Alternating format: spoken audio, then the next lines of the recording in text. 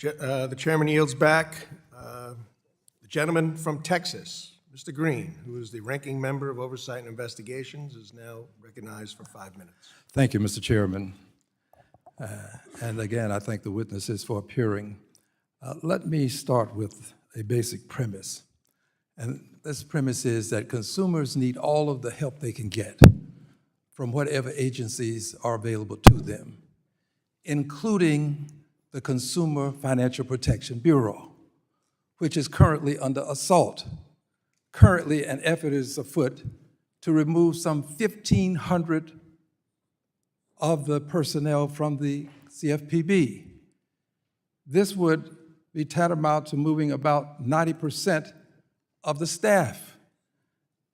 Consumers need all the help they can get at a time when this president is eviscerating the Consumer Financial Protection Bureau. Now, Ms. Sanchez, you made a comment earlier, Sanchez-Adams, about the CFPB. Some of what my colleagues, my friends as witnesses are calling to our attention are things that the CFPB could be associated with, and if needed, we could expand what the CFPB can do. Someone said we need a central point of contact for consumers. Well, that sounds like a Consumer Financial Protection Bureau, which is being eviscerated. This hearing is quite amazing to me. We want to help consumers by some standards, not mine, by eviscerating the agency that helps consumers. Ms. Sanchez-Adams, would you kindly respond? Yes, I agree. The CFPB in January of 2025 entered a consent order against Block, which is the owner of Cash App, for fraud that was happening there.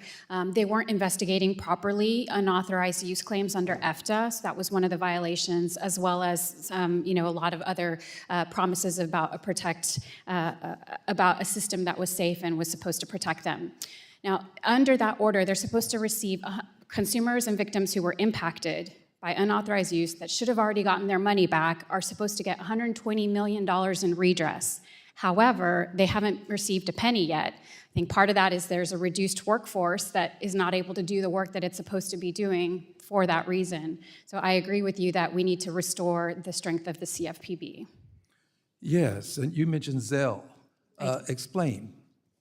Yeah, so they had also in 2020, I believe it was December of 2024, they had filed a suit against Zelle for similar infractions. So they also were not responding to the EFTA unauthorized use claims properly, timely, reimbursing impacted victims. And also they knew before it was time to launch the product that it wasn't yet safe and didn't have all the guardrails that it may now have in place. At the time, because they didn't want to lose market share. And so the claims and the petitioners that they launched it before it was safe as a violation of the CFPA.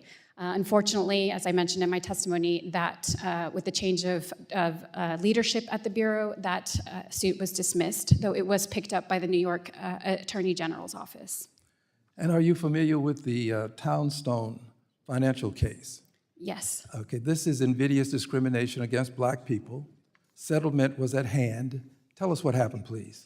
Yeah, in that case, there was actually a court order, and they were ordered to pay money back. And the Bureau decided it did not want to pay that money out or to enforce that order, and they wanted to vacate that order, and the court did not allow them to do so.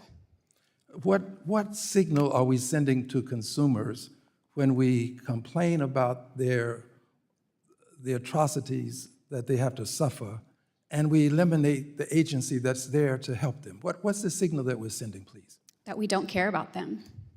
And if we cared about consumers, would we eviscerate the Consumer Financial Protection Bureau? Not in my opinion.